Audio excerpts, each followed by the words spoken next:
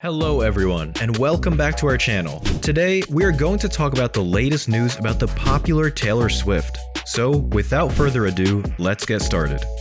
Taylor Swift's effect on economies. Taylor Swift has such a big effect on local economies that the Fed named her as a cause in a report they released on Wednesday. The singer's first world tour in 5 years, called the Eras Tour, has taken the world by storm and became a huge economic and cultural event. The latest Fed Beige Book, a summary and study of recent economic conditions, says that Taylor Swift's concerts boosted Philadelphia's tourism revenue even though the industry as a whole was slowing down. Despite the slowing recovery of tourism in the region as a whole, one source said that May was the best month for hotel revenue in Philadelphia since the start of the pandemic.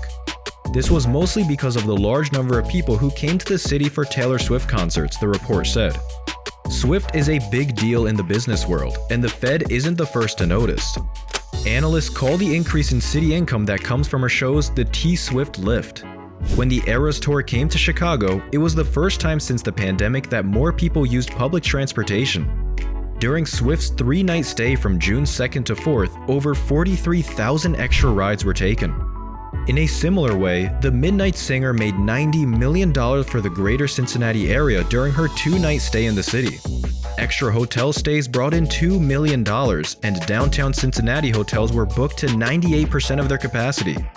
Question Pro, a research company, says that Swift could bring in more than $4.6 billion in consumer spending for the US economy as a whole. Journalists have talked about Eras as a culture event for many different generations. Swift has been making music since she was a teenager, and she has stayed famous around the world for almost 20 years. Eras is a tour de force where the singer performs hits from her latest album, Midnights, as well as fan faves from her past eras, like All Too Well from Red and Blank Space from 1984.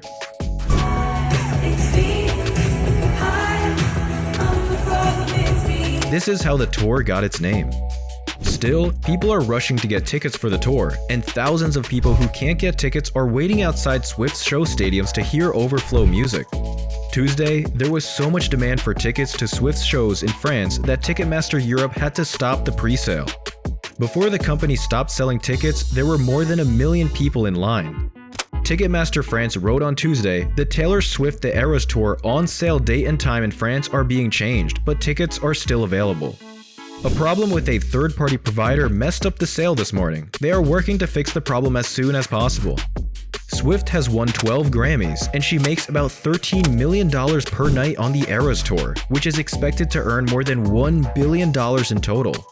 If the tour makes as much money as everyone thinks it will be the most successful tour ever, and Swift will be the most successful act in the world. The average price of an Eras ticket is $254, but some have been offered on StubHub for more than $20,000. The average fan spends more than $1,300 to go to a tour show, which includes the cost of tickets, merchandise, hotels, and travel. Fans have also spent hundreds of dollars on elaborate costumes for the shows, which are based on their favorite records or songs. Swift, who is 33, will end the tour in London in August 2024 after 131 shows in 17 states and on 5 countries. She is likely to crash ticket sites and help local economies wherever she goes. After putting out Speak Now, Taylor's version, Taylor Swift released the music video for the vault track I Can See You. To everyone's surprise, the 5-minute clip featured one of Swift's most famous ex-boyfriends, Taylor Lautner. During her July 7 Eras show in Kansas City, Swift went one step further by inviting Lautner on stage to help her debut the I Can See You music video with her. As the crowd cheered, Lautner did a backflip and a cartwheel, which is a reference to their scene in 2010's Valentine's Day, and gave Swift a big hug. Swift and Lautner dated for a few months in 2009, around the time she wrote the songs for her Speak Now album. Before she met the Twilight star on Friday, the Grammy winner said that he was a positive force back then.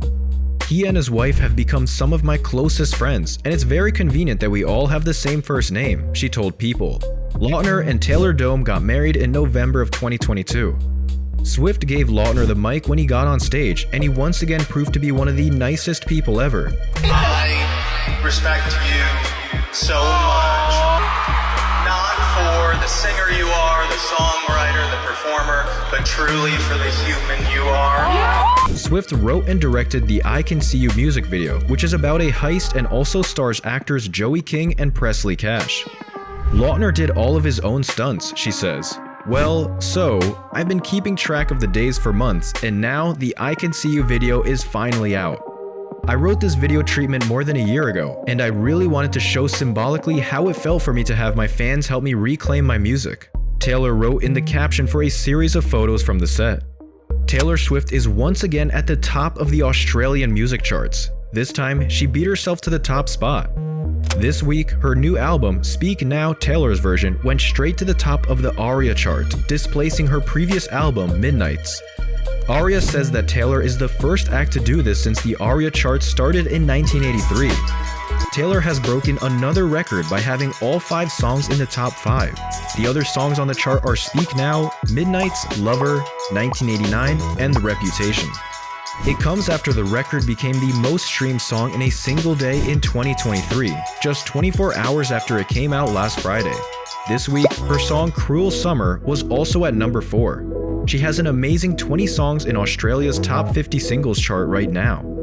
The 33-year-old pop star will perform in Sydney for 4 nights in February and in Melbourne for 3. Ticketek said that the pre-sale on Wednesday had the most people trying to buy tickets for an act than ever before.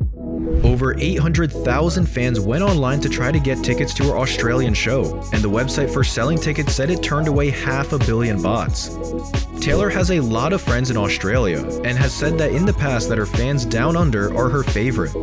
During the Nova show On Air with Smallzy, a 2014 chat with Taylor Swift was shown. The radio host wanted to tell everyone how much the US pop star loves Australia. Taylor said in the old interview, "I just want to thank them for being one of my favorites.